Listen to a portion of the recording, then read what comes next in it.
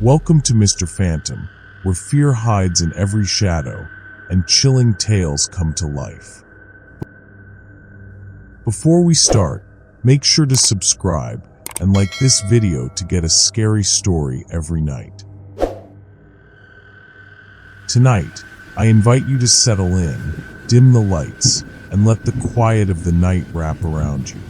Close your eyes, take a deep breath, and let your mind wander into the eerie unknown. This is no ordinary story. It's a tale that will make you question the things you thought were safe and the places you thought were peaceful.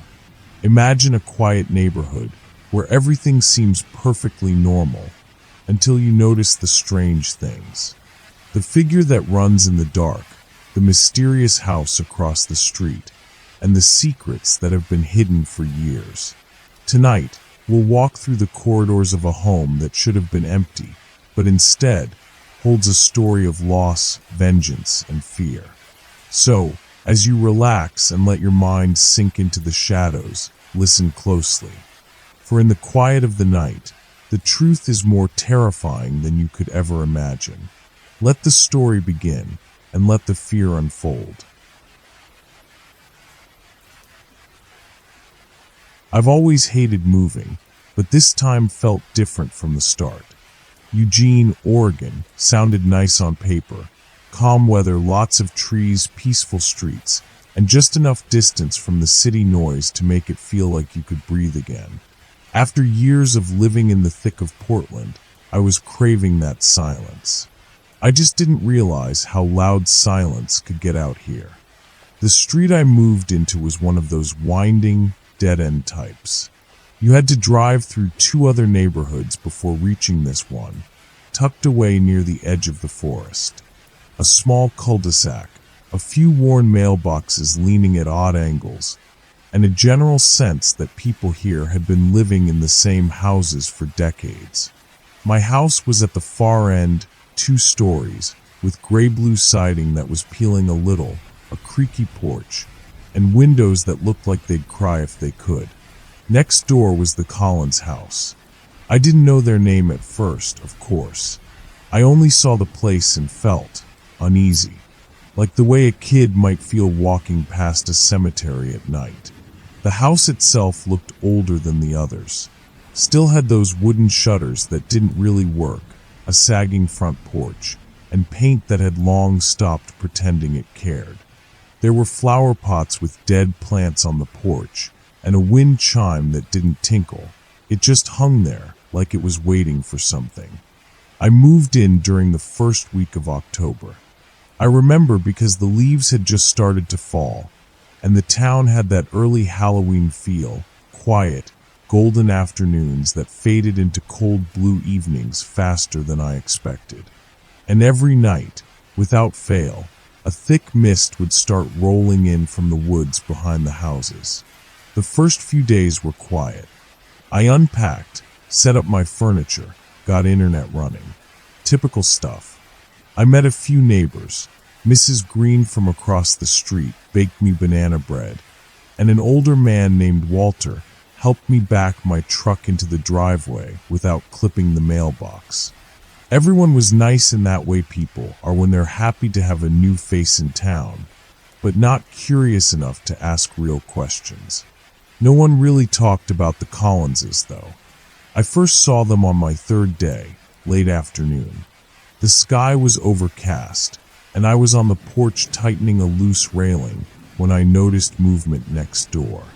The screen door creaked open, and an older man, white hair, tall, kind of hunched, stepped out with a mug in hand. He didn't say anything, just stood there, sipping his drink, staring at nothing in particular. A minute later, a woman joined him. She was short, round, and had this stiff smile plastered on her face like it had been sewn there years ago. I gave a polite wave. The man nodded. The woman didn't even blink. That night, I couldn't sleep. It wasn't anything specific at first, just the new house jitters, maybe. Every creak sounded louder. Every gust of wind against the siding felt like it was trying to say something. I got up around 2 a.m., and went to the kitchen for some water. That's when I saw it. From my kitchen window, I have a clear view of the street. It was foggy, like it always is that time of night in Eugene. The mist hangs low, thick, clinging to the pavement like a ghost not ready to move on. And through it, I saw movement. A child. A little boy, no more than 10, maybe younger. He was running barefoot down the street, from the direction of the woods. He didn't look scared, just determined, like he did this often. His clothes were damp, clinging to him, and his head was down like he was focused on the ground. He ran straight past my driveway, stopped for a second in front of the Collins house, then disappeared into the trees on the other side of the road. I blinked, rubbed my eyes. It was cold. I opened the door, stepped onto the porch, and scanned the street. Nothing. No running. No rustling. No sound of leaves or sticks breaking. Just fog. I stayed out there a while, half expecting him to come back. But he didn't. Eventually I chalked it up to maybe a dream, or my mind playing tricks on me. Maybe it was a neighbor's kid out past curfew. Maybe he lived on the far side of the street and was cutting through. It didn't make sense, but neither did staying up all night thinking about it. The next night, it happened again. Same time, same direction, same little boy. This time, I didn't move. I just watched. He ran past with that same wet clothing, same low gaze, same quiet footsteps. Right past the Collins house, paused by their dead flower pots, and then gone into the trees. It became a pattern. Every night at 2 a.m., the boy would appear. He never made a sound, never looked up, never changed direction. He always ran from the woods, paused at the Collins porch, then vanished into the trees on the other side. By the 5th night, I was convinced I wasn't dreaming. I tried filming it, set up my phone on a tripod by the window, and hit record at 1:50 a.m. When I watched the footage the next morning, I felt my stomach drop.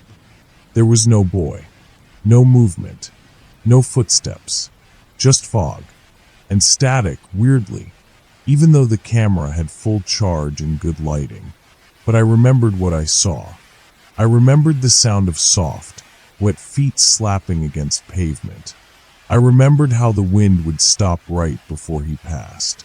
I remembered the cold that crept under my skin like it was trying to pull me somewhere deeper. The Collinses never reacted, never turned on a light, never looked out a window. Their house just sat there, dark and still, like it was pretending to sleep. But I knew better.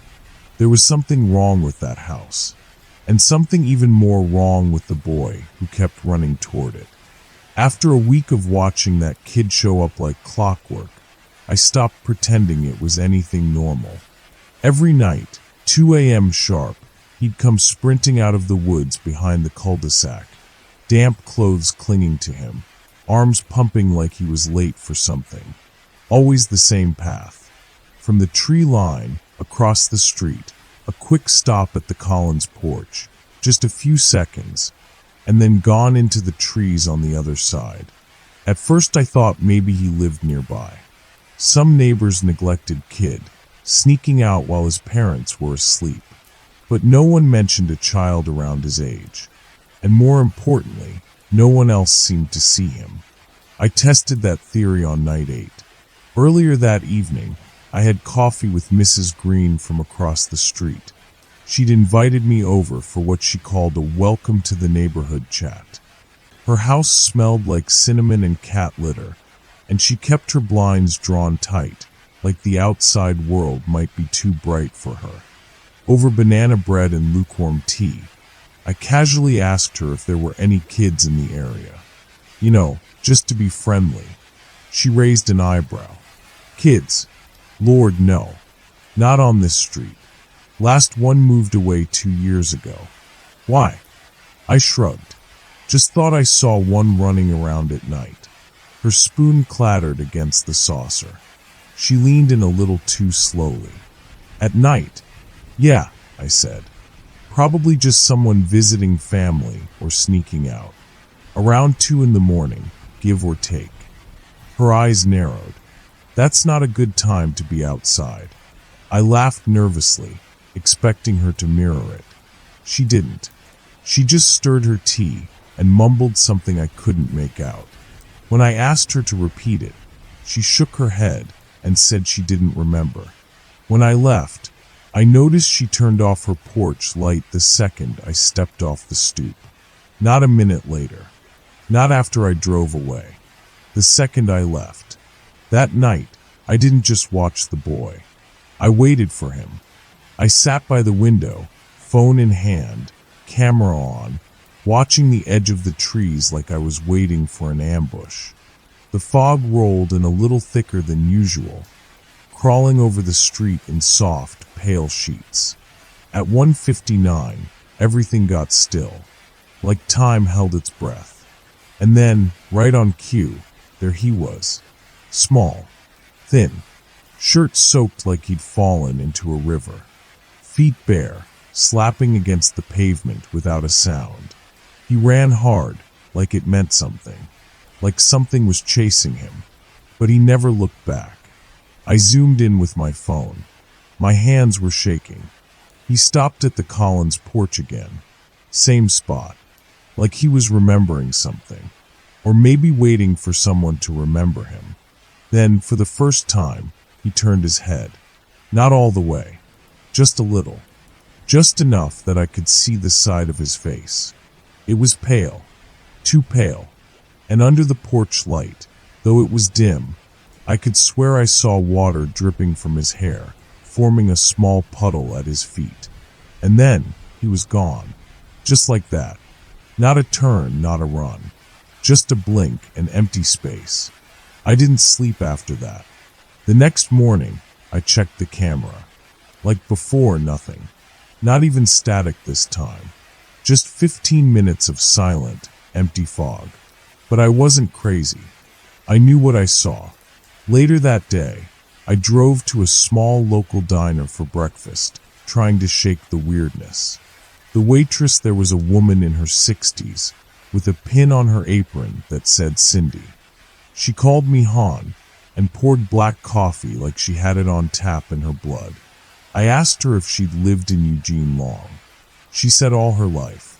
So I asked her carefully if anything weird ever happened around my part of town.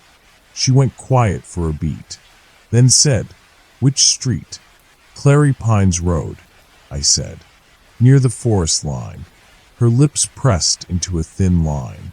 "The Collinses live there, don't they?" she asked. "Yeah." She refilled my coffee, but didn't meet my eyes. "Used to be a boy who lived there," she muttered. "Long time ago." I didn't say anything, just waited. She finally looked up at me. "You ever see anything off?" "At night." It felt like she was baiting me. I nodded slowly. She gave a half smile. "Don't talk about it too loud.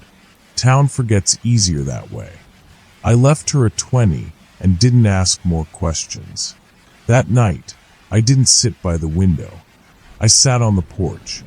I brought a heavy blanket, a flashlight, and a flask with just enough whiskey to keep my nerves steady. I wanted to see the boy up close. I wanted to know if he was real, or if I was spiraling into the kind of madness small towns are famous for. 1:45 cold. Quiet. Nothing but wind in the trees. 1:59 no wind. No crickets. No cars. 2 a.m. exactly. There he was. He broke through the fog like a ghost, but his feet touched the ground. His clothes stuck to his skinny frame. His arms pumped hard. His hair stuck to his forehead. He didn't notice me at first. He stopped at the Collins porch again, facing the door, his back to me. I swallowed hard. "Hey," I said. He didn't move. "Kid, are you okay?" Slowly, painfully slowly, he turned his head. I saw his face clearly this time. His skin was pale blue. His eyes were wrong. Too dark. Too deep. Like the water in a lake at night, where light doesn't reach the bottom. Water dripped steadily from his nose, his chin, the ends of his sleeves. The puddle beneath his feet spread out, reaching the edge of the porch. Then, in a voice so soft I almost missed it, he said, "Don't tell," and vanished. No footsteps, no sound, just gone. I sat there, breath frozen, heart hammering against my ribs like it was trying to get out. The puddle on the porch, it was still there. And the next morning, it was dry. But there were small, wet footprints leading from the porch to my front steps. I didn't open the door that morning. I saw the footprints. Small, bare, and soaked like he'd stepped straight out of a river. They started at my porch steps, just 5 or 6 of them, before vanishing near the edge of the welcome mat like he'd simply evaporated into thin air. No one could have made those prints. It hadn't rained. The night was dry, cold, and still. The morning was clear. But those footprints were fresh, still glistening in the early sunlight. And when I crouched down to touch one, I swear the concrete was freezing beneath it. Not cold, freezing. Like the boy had left a piece of whatever afterlife he came from right there on my porch. I didn't call anyone. Not yet. I knew how it would sound. "Hey, I've got ghost footprints on my porch from a dead kid who runs by my house every night at 2 a.m. Yeah, that'd go over real well. But something had changed. It wasn't just that I was seeing him. It felt like he saw me now too. Like that moment on the porch, the don't tell whisper had broken whatever wall was between us. I couldn't shake the feeling that he was watching me now. Not just during the witching hour, but all day, all the time. The creaks in the hallway, the sound of the faucet dripping when I knew I'd turned it off, the old floorboard by the staircase letting out that soft pop when no one was standing on it. It was like the air inside my house had changed weight, like it was heavier in the corners, thicker behind closed doors. Still, I tried to ground myself. I kept to routines, made coffee, took walks, checked the locks again and again. And on the 3rd day after I saw the footprints, I decided to try the camera again. I bought a better one, a motion-detecting outdoor camera with night vision, the kind hunters use. I mounted it just under the roofline, pointed directly at the street where he always appeared. It had internal memory and could record in low light without audio glitching out. I also left my phone camera running inside, just in case. That night, I didn't sit outside. I stayed in the living room, lights off, blinds drawn. Just me and the soft mechanical hum of the camera beside me, quietly waiting for the boy. I didn't have to wait long. At exactly 2 a.m., the room went quiet. No wind, no house settling. Even the hum of the fridge in the kitchen seemed to cut out for a second. Then came the familiar slap of wet feet on concrete. I held my breath. Through the gap in the blinds, I saw him. Same boy, same soaked clothes, hair plastered to his forehead. Only this time he moved slower. Not running, exactly. Not sprinting like usual. He jogged like he was tired. Or like he knew I was watching and wanted to give me a better look. He stopped at the Collins porch, just like always. But this time, he didn't face the door. He turned fully toward my house. Right toward me. Through the glass, the fog, the dark, I swear, his eyes met mine. And then, he lifted one arm and pointed at me. I stumbled back from the window, so hard I nearly knocked over the lamp. I didn't look again. I didn't want to. I don't even remember getting to bed. I just know that when I woke up the next morning, it was still dark, and I felt cold to my bones, like something had been inside the house, like it still might be. But I had the footage. That thought kept me sane. If the camera picked it up, if I had proof, I could finally show someone. I could do something. I pulled the memory card and loaded it onto my laptop. First few minutes, normal. Fog rolls in. Streets quiet. Nothing strange. Then movement. There he was. The boy. He runs out of the woods, just like always. He's in full view of the camera this time. Damp, translucent. You can almost see the night through his soaked shirt. He sprints across the road, and I nearly laugh. I finally got him. Proof. But then the footage glitches. Just a flicker. Barely a second.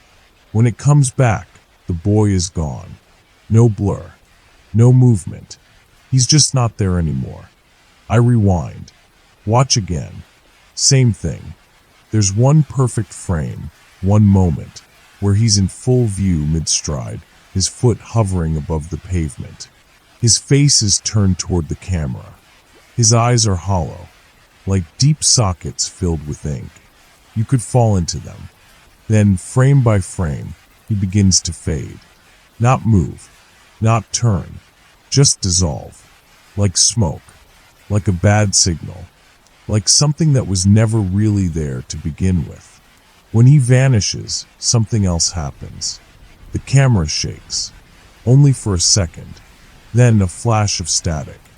And in one single frame, barely a blip, I see something else. My window, the one I was standing at, and his face pressed against the glass. Mouth open, eyes staring, pale skin stretched like it's about to split. The camera wasn't facing my house. It couldn't have caught that.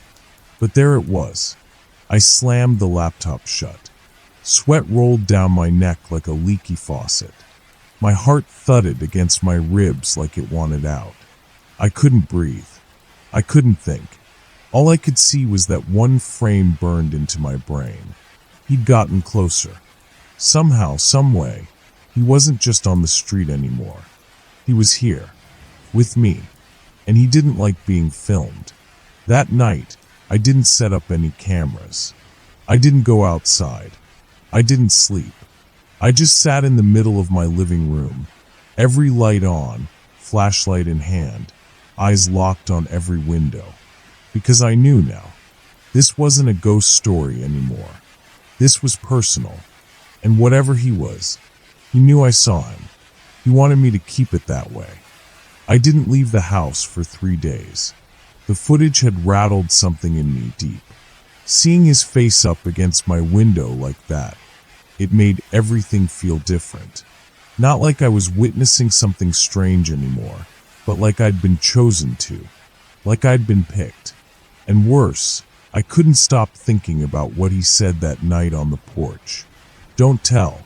Not don't look. Not go away. He'd told me not to tell. Like a secret we were sharing. Or a warning. So I kept it to myself. I didn't call the cops. Didn't email the footage to anyone. I even erased it from the laptop, like some panicked gut instinct told me keeping it around would only make things worse. But the more I tried to ignore it, the louder the house felt. Ticks in the walls.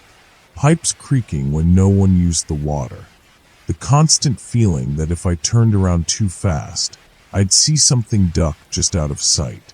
It wasn't just my imagination anymore.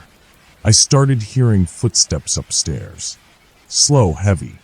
Like a kid dragging their feet along the hallway, just past the bedrooms. Sometimes water would run from the bathroom sink. Sometimes the porch light would flicker on and off even though the switch was untouched. I stopped sleeping, and on the 4th night, I realized something even worse. The boy wasn't running anymore.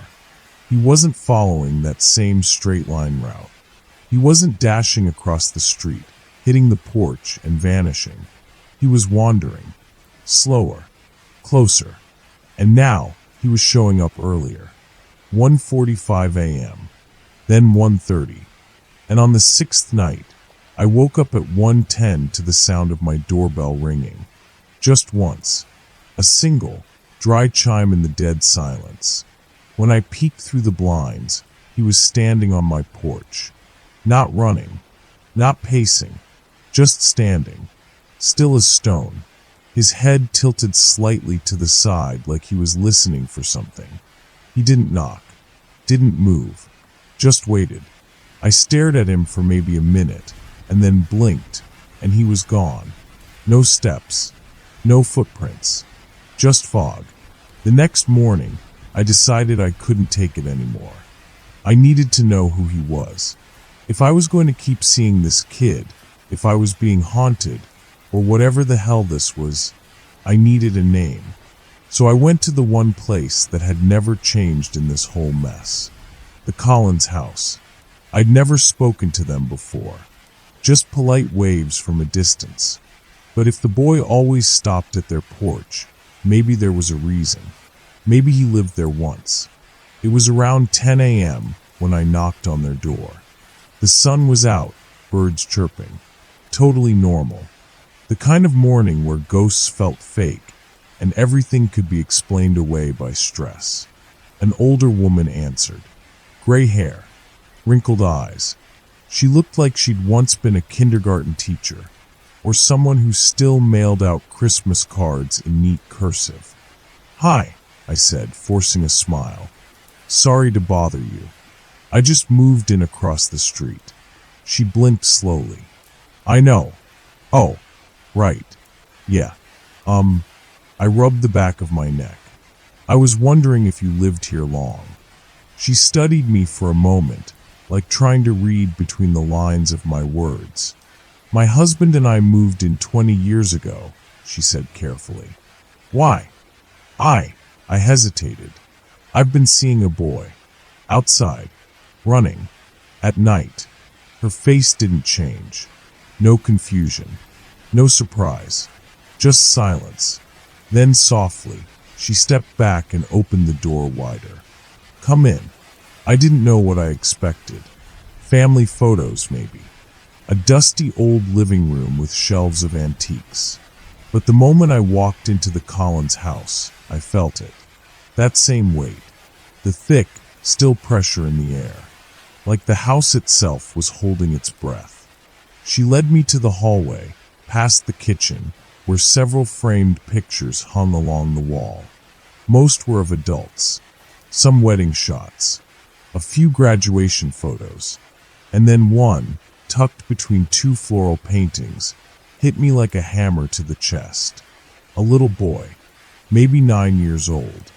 Wet, messy hair. Bright eyes. In the photo, he was standing by a lake, shirt clinging to him, arms crossed like he was cold. I didn't say anything. Didn't need to. Mrs. Collins looked at the photo with a strange mix of fondness and pain. His name was James, she said. Our grandson. Was. Lived here for a summer, she went on, voice flat but trembling. His parents were going through a rough time. Sent him here while they figured things out. I stared at the picture. It was him. No doubt. The same kid who ran through the fog at night. The same dripping hair. The same eyes. What happened? I asked.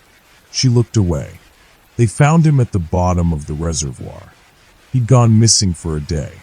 Said he was going to the lake. Never came back. I swallowed hard. My mouth felt dry. That was 5 years ago, she finished quietly. 5 years. That's what Mrs. Green said too. 5 years. Why does he come here? I asked, before I could stop myself. Why your porch? She didn't answer at first. Then she reached into a nearby drawer and pulled out a small metal key.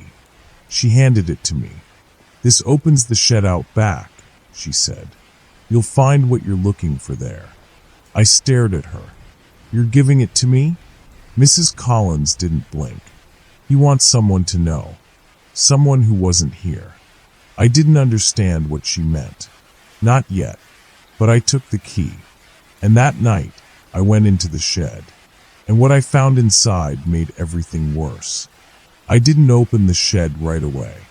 I held the key in my pocket all day like it was a live wire. Every time I touched it, I felt a dull hum run up my spine. Not like electricity, more like memory. like the key itself remembered something, and it was just waiting for me to unlock it.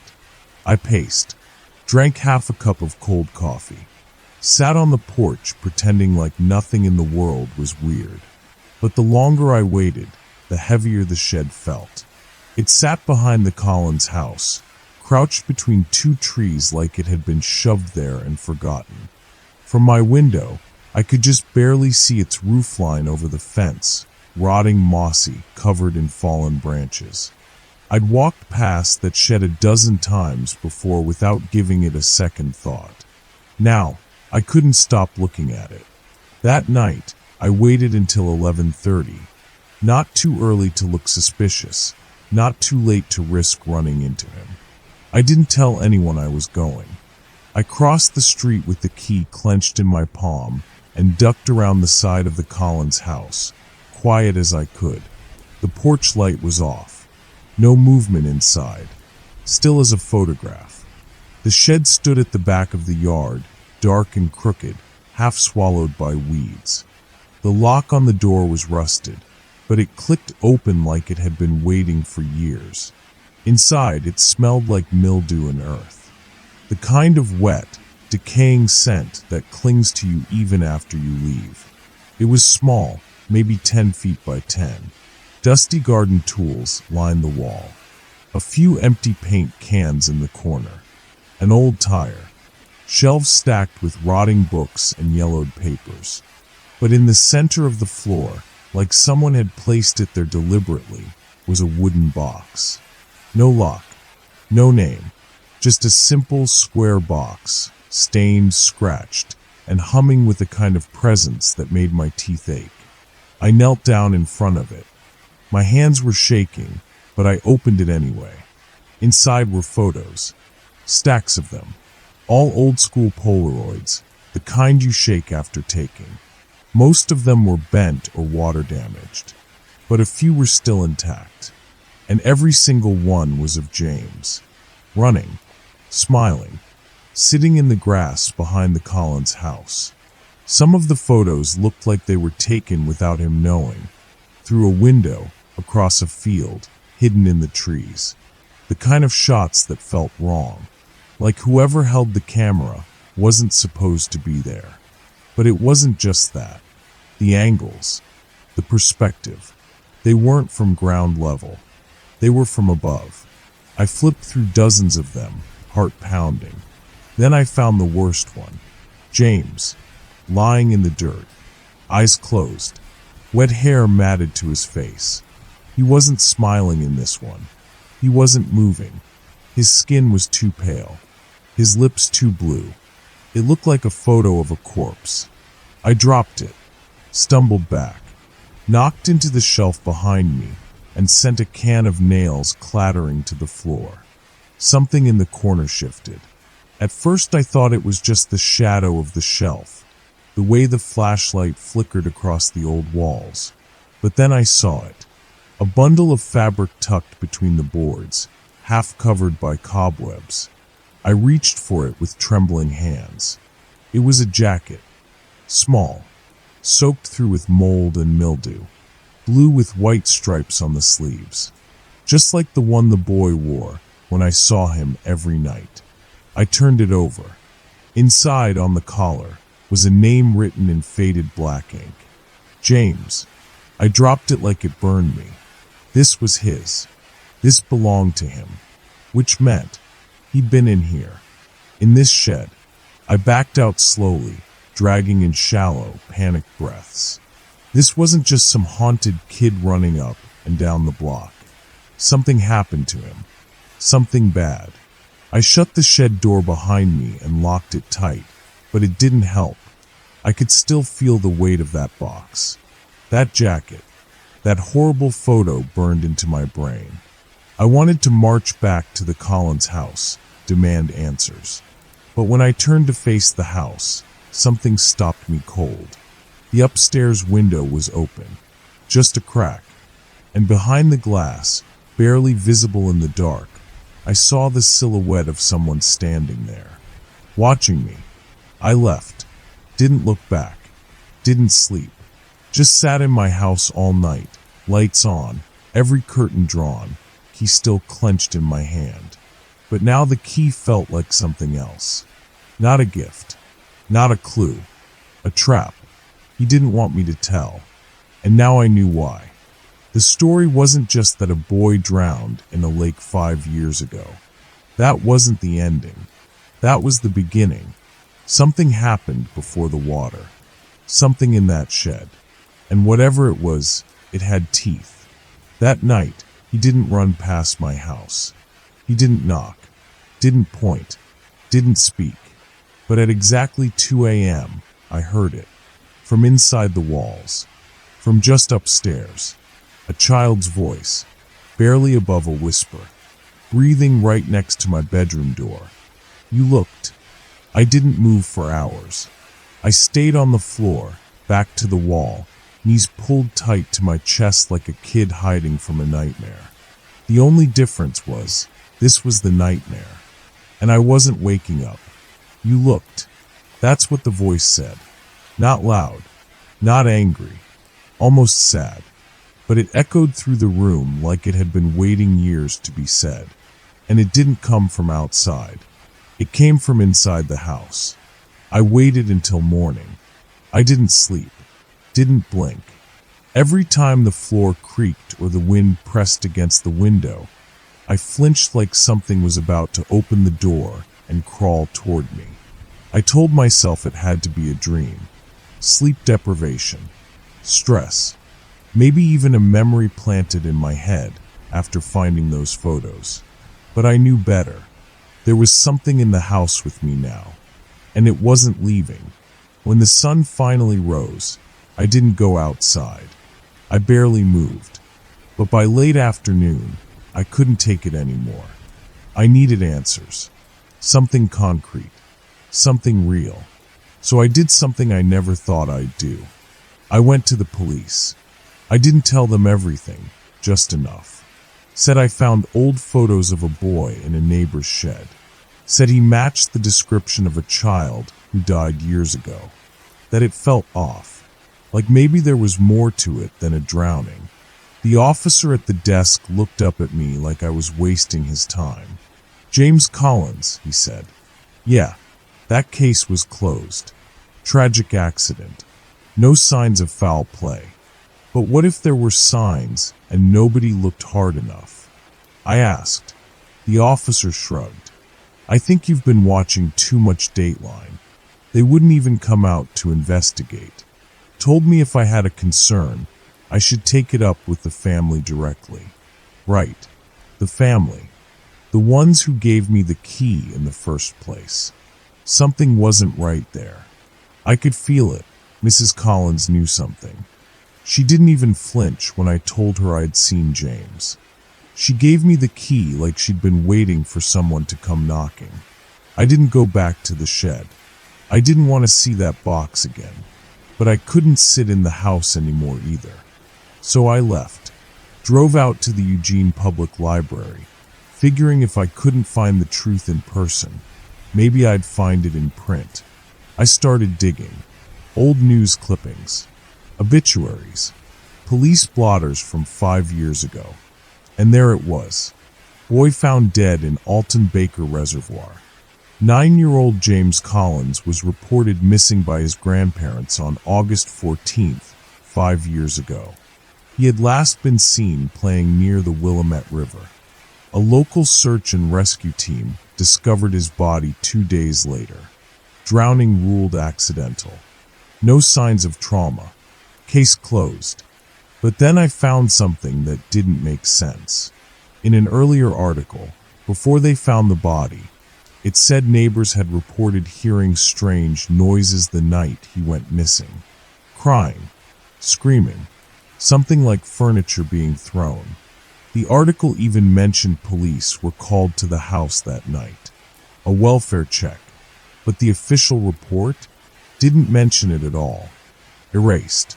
Like it never happened. My hands started shaking. Why would they erase that? What really happened in that house? And why had they written it off so quickly? I was halfway through another article when I saw a name that chilled me. Officer M, Caraway. That was the same name on the badge of the cop I spoke to today. Same man. 5 years later. Still there. Still brushing it off. This wasn't incompetence. This was a cover-up. And someone had been protecting the Collins family from the start. I drove home with my jaw clenched so tight I thought my teeth might crack. When I got back, the house felt wrong. The door was unlocked. I know I locked it. I always double-check. But it was swinging open just a little, like someone had walked in and forgotten to close it. I stepped inside slow, every nerve in my body lit up and humming. Nothing looked disturbed. Nothing moved, until I got to the hallway and saw the wet footprints. Small, bare, like a child had walked through the house after stepping out of a lake. They started at the door, went down the hallway, and stopped right in front of my bedroom. I followed them with shaking hands, flashlight trembling in my grip. The bedroom door was closed. I hadn't closed it. Ever since that first night, I always kept it open. I stood in front of it for a long time, and then I opened it. Empty, except for one thing. On my bed sat the jacket, the one from the shed, the one with his name in the collar, folded neatly, like it had been returned, like it belonged there. That's when the lights cut out. Every bulb in the house went dark at once. I stood frozen in the hallway, heart pounding, flashlight beams shaking across the walls. And then I heard it again.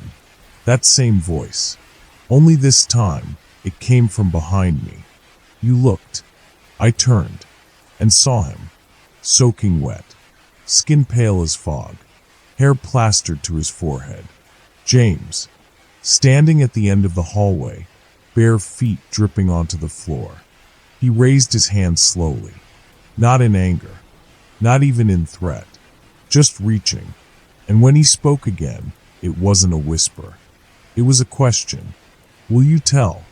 I didn't answer. I couldn't, because deep down I already knew. If I told, something worse would happen. Something even he was afraid of. I froze. James stood there in front of me. His face was gaunt and pale, his body soaked through, as though he had just crawled out of the water. But there was no mistaking him for the ghost of a child who drowned. This was him, James Collins. And he was standing right in front of me, watching me with wide, dark eyes. The same eyes I'd seen in the photos in the shed. The same boy I'd been hearing footsteps from.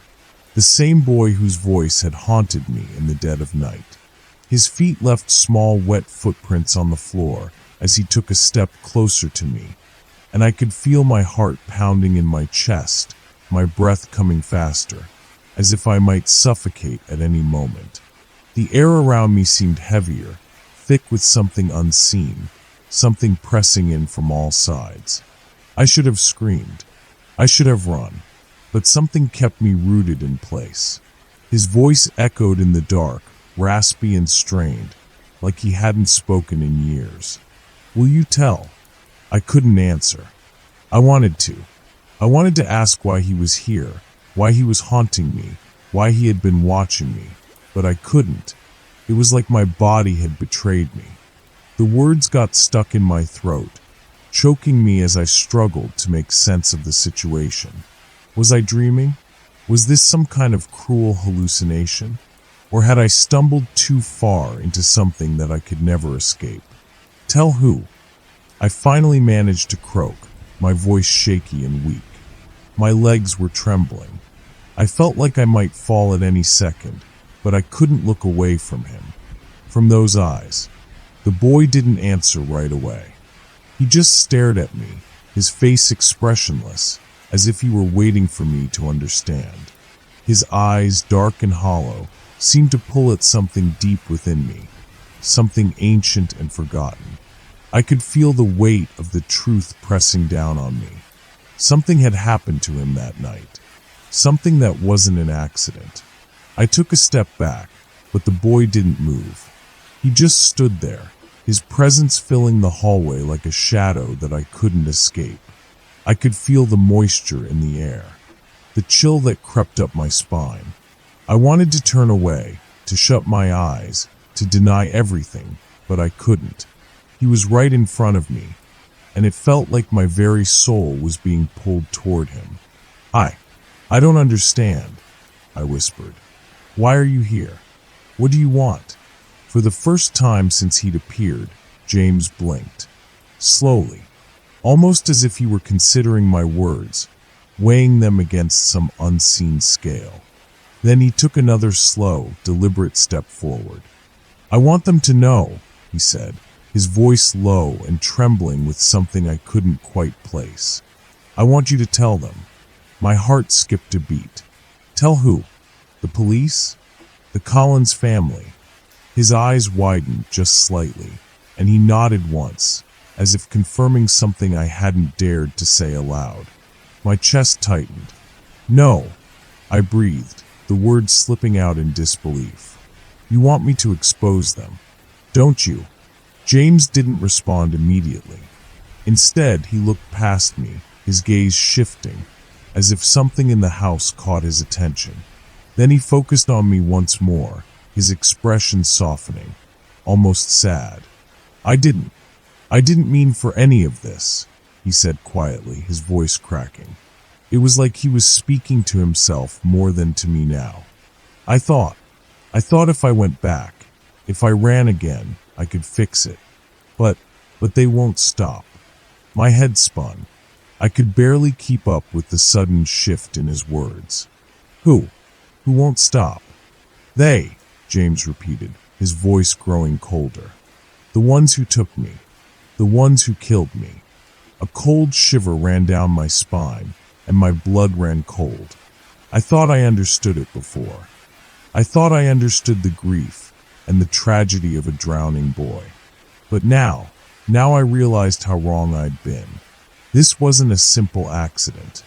This wasn't just a ghost reliving his final moments. This was something darker. I felt dizzy. The boy didn't seem to notice my shock. He kept speaking, his words coming faster now, a torrent of emotion breaking through the dam of silence. They covered it up, he whispered, his voice trembling. They killed me, and they covered it up. He took another slow step closer, his eyes boring into mine. And you know it now. You looked. You found it. So you have to tell. I felt sick, nauseous. Every instinct in me screamed to run, to leave the house, to get away from the boy and the truth he had just revealed. But something held me there. Something made me stay. Maybe it was fear. Maybe it was the need for answers. Or maybe, just maybe, it was because I knew deep down that I couldn't ignore him anymore. Not after everything I'd seen. Not after the photos. Not after the voice in the walls. Not after the footsteps in the night. I took a deep breath, trying to steady myself. Who killed you, James? I asked, my voice trembling. I didn't want to ask, but I had to know. I had to understand why this was happening. Why I was being dragged into this. James didn't answer right away. Instead, he seemed to consider my question carefully, as if deciding whether or not to share the most painful part of his story. Finally, his lips parted, and he whispered, "It was my grandfather." I froze. His grandfather? The words didn't make sense at first. I tried to piece them together, to make them fit into the twisted puzzle of the last few days. But the more I thought about it, the more it made sense. The Collins family. They were hiding something. They weren't just grieving a lost grandson. They were covering up a murder. James's voice trembled as he continued. Grandpa, he was angry. So angry. He didn't want me to leave.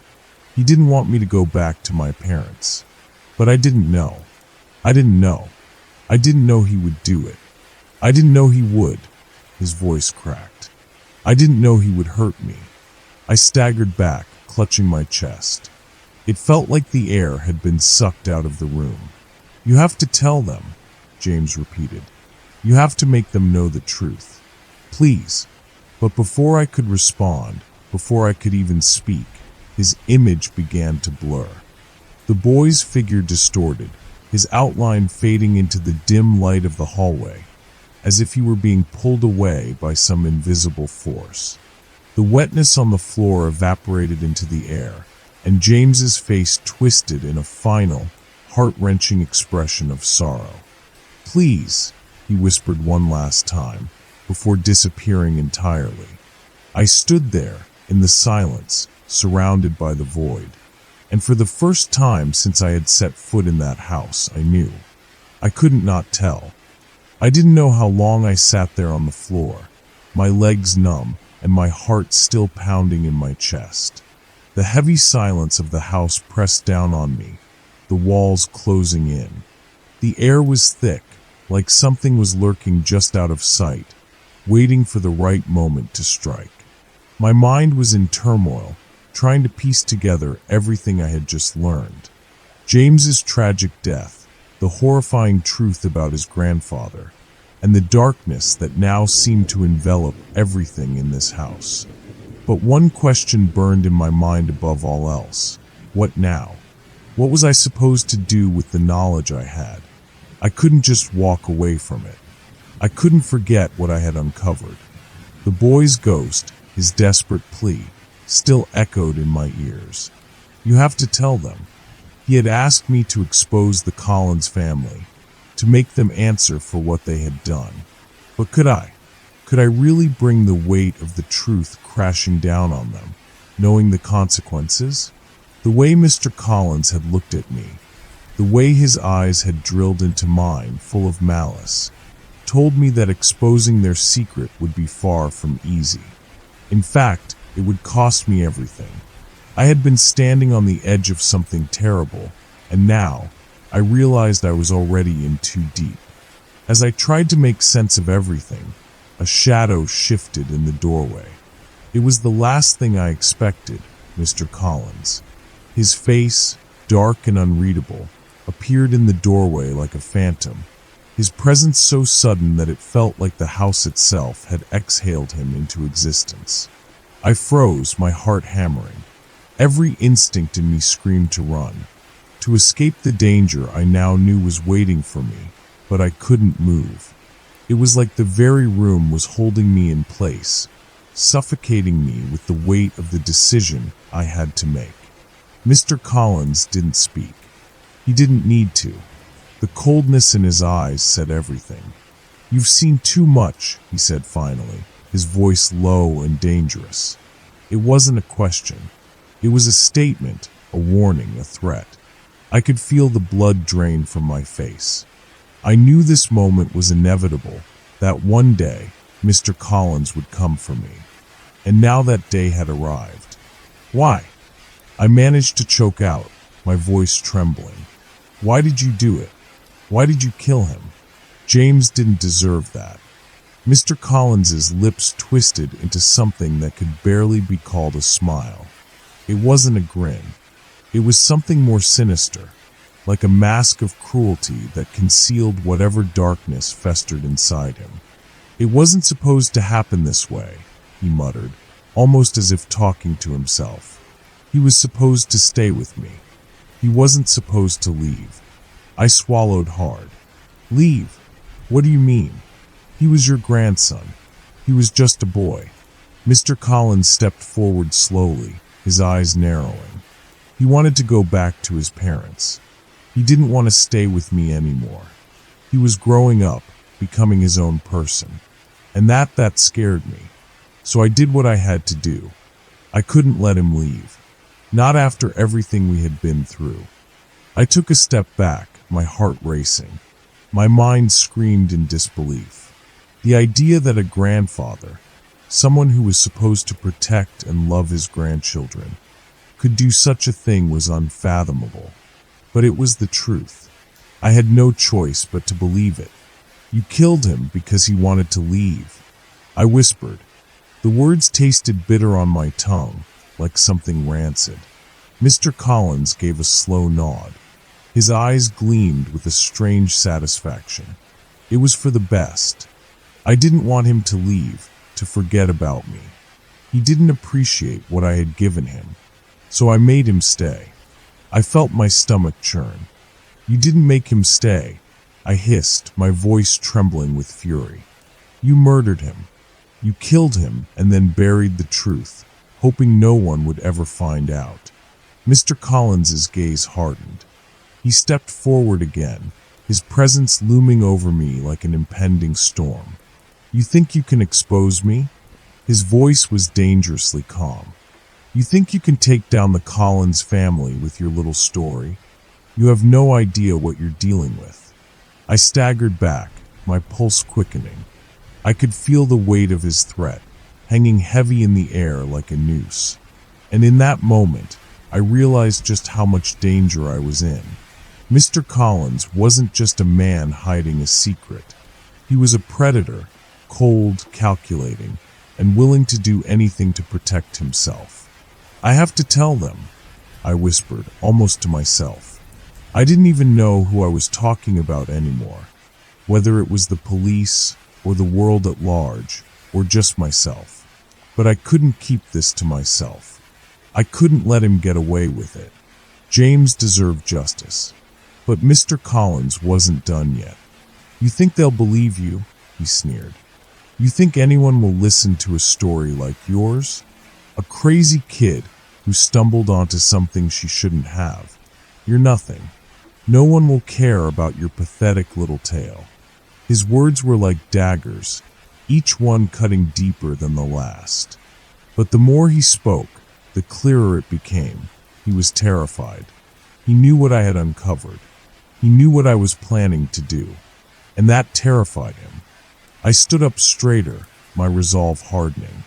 I don't care if anyone believes me, I said, my voice gaining strength. I'll make them believe. I'll make sure they know what you did. I'll make sure you can never hurt anyone again. Mr. Collins's eyes flashed with something that might have been fear, or maybe it was anger. Either way, it sent a chill down my spine. You should have stayed away from this house, he growled. You should have kept your nose out of it. Now it's too late. I could feel the temperature drop, the air around me thickening. It was like the house itself was reacting to his fury, as if the walls were closing in on me, suffocating me with the weight of what I had done. And then, in an instant, it happened. Mr. Collins lunged at me, his hands outstretched, his face twisted in a mask of rage. I barely had time to react. I stumbled backward, tripping over my own feet, and fell to the ground. The force of his body crashing onto mine knocked the breath from my lungs. I gasped, struggling to break free, but his grip tightened like iron. You'll never leave this house, he hissed. No one will ever know the truth.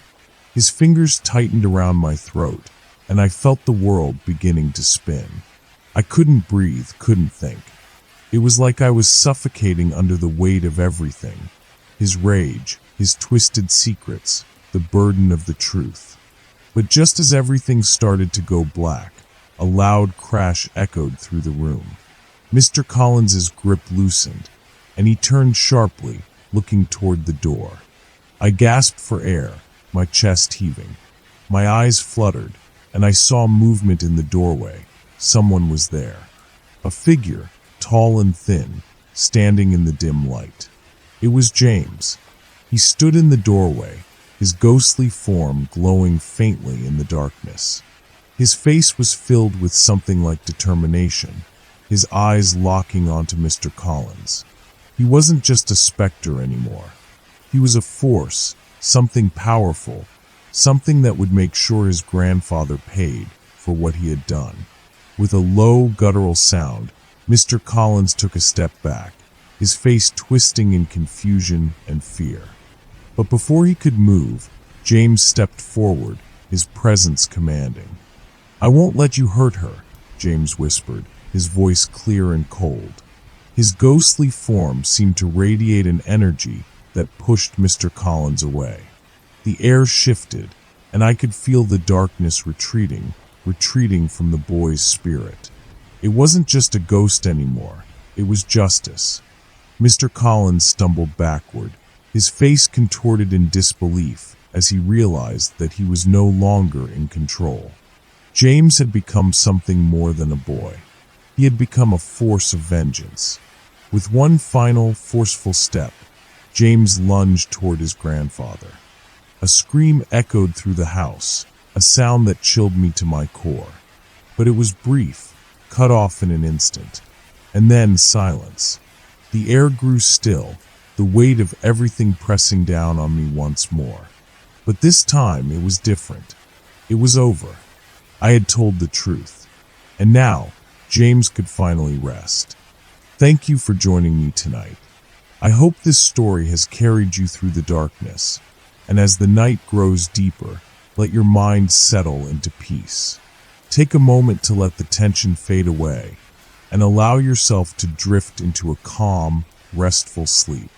Remember, sometimes the scariest tales are the ones that keep us awake, but they also remind us that we are safe as we let go and relax. Before you close your eyes, I'd love to hear your thoughts. What did you think of tonight's story? Do you have any theories or questions? Leave a comment below and share what you think. I always enjoy hearing from you. If you enjoyed tonight's story, don't forget to like and subscribe so you can join me again for another eerie tale, right here on Mr. Phantom. Now take a deep breath, let your body relax, and slip into the comfort of sleep, knowing that tomorrow is a new day, far from the shadows of tonight. Good night, and sweet